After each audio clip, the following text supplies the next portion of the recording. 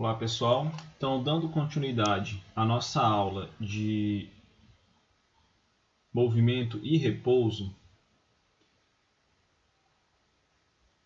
nós vamos comentar o primeiro aqui sobre o que é necessário para a gente poder afirmar, que um corpo está em movimento ou em repouso.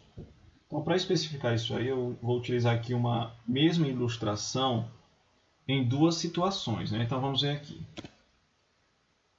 Então temos essa ilustração aí de autoria, acho que é Vitor.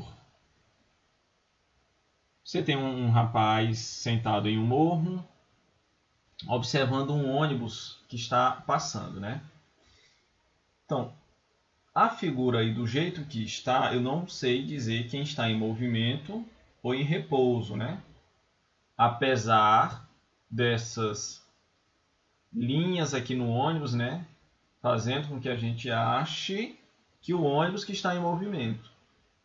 Mas por que é que eu não estou afirmando com toda certeza? Porque nesse caso aí, eu não sei ainda, eu não defini o meu referencial, tá certo? Então, eu vou definir o referencial, primeiramente, como sendo esse morro, onde esse rapaz está sentado. Então, aqui o referencial seria esse morrinho aqui, tá certo? Pronto. A partir daí, eu já posso afirmar quem está em movimento ou quem está em repouso, tá certo? Para a gente definir se um corpo está em movimento ou em repouso, temos que definir o referencial e observar as distâncias, entre os corpos, se elas vão se manter, se elas vão ser alteradas. Se houver uma alteração, o corpo está em movimento. Se não houver alteração, o corpo está em repouso. Então, por exemplo, esse ônibus em relação a esse morro, com o passar do tempo, ele está se aproximando. Então, eu posso afirmar com toda certeza que o ônibus está em movimento, tá certo? Então, o ônibus está em movimento. Não somente o ônibus.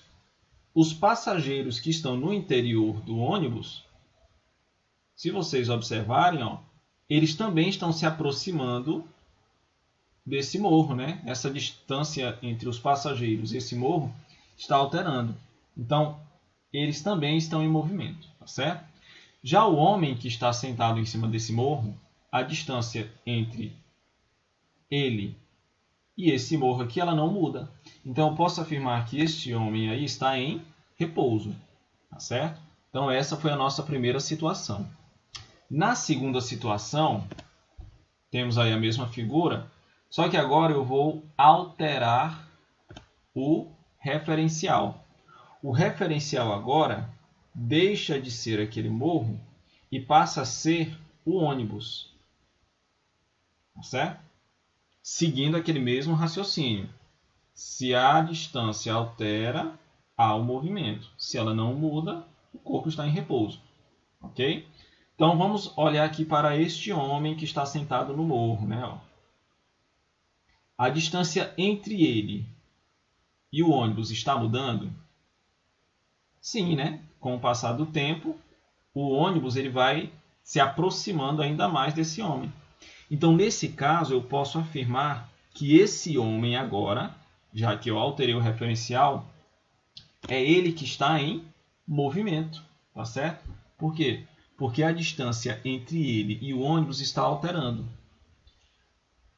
E os passageiros aqui desse ônibus? Será que eles vão estar em movimento? Já que o referencial é o ônibus? Vamos ver.